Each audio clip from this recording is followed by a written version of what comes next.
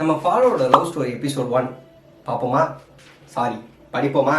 இப்போ ஒரு காதல் கதை சொல்ல போறாதே இந்த அழகான மணமகனுக்கு சமர்ப்பிக்கிறேன். நம்ம ஃபாலோவர்ஸோட டியூஷன்ல ஆரம்பிச்ச ஒரு காதல் கதையை தான் பார்க்க போறோம். 10th வரைக்கும் ஒண்ணா படிச்சிருந்தாலும் 10th முடிஞ்சதுக்கு அப்புறம் ஹீரோ ஒரு ஸ்கூலுக்கு போயிட்டாப்ல, ஹீரோயின் ஒரு ஸ்கூலுக்கு போயிட்டாங்க.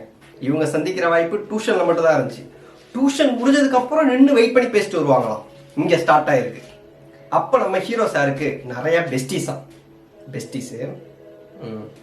அவங்க எல்லாரும் வந்து ஹீரோயின் கிட்ட ஹீரோவை பத்தி நல்லதா சொல்லும் போத ஹீரோயின் காமா கேட்பாங்களாம்.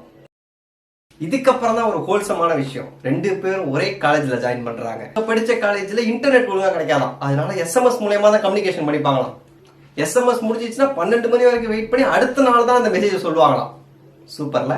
கொரோனா டைம்ல தான் இவங்களோட பாண்ட் இன்னும் ஸ்ட்ராங் ஆச்சாம். எப்போ பார்ப்போம்னு அந்த பாண்ட் இன்னும் ஸ்ட்ராங் ஆச்சாம். ஒரு நாள் அவனா வந்து லவ் பண்றேன்னு சொன்னா, as usual girls mindset யோசிக்கும்ல, அந்த மாதிரி தான் நானும் யோசிச்சு வேணாம்னு சொல்லிட்டேன். பட் அவன் விடவே இல்லை. அகைன் நீ தான் வேணும்னு சொல்லிட்டு இருந்தான். அப்போ இதான் பசங்க மைண்ட் செட் நான் பதிவு பண்றேன். அதுக்கப்புறம் அவங்க காலேஜ்லாம் முடிச்சு வேலைக்கு போகும்போது இதுக்கப்புறம் நம்மளால லாங் டிஸ்டன்ஸ்ல எப்படி இருக்க போறோன்னு ஹீரோயின் ரொம்ப நாளா யோசிச்சுட்டு இருந்திருக்காங்க. அப்புறம் தான் ஹீரோயினுக்கு புரிஞ்சிருக்கு டிஸ்டன்ஸ் இம்பார்ட்டன்ட் இல்ல, கம்யூனிகேஷன் தான் இம்பார்ட்டன்ட். நல்லா படிச்சுட்டு இருந்த மெசேஜ்ல கிரிஞ்சா ஒரு மெசேஜ் படிச்சேன், திரும்ப படிக்கிறேன். நான் கீழே விழுந்தா கூட ஃபர்ஸ்ட் போன் எடுத்து விழுந்துட்டேன் மெசேஜ் பண்ணி தான் விழுவேன்.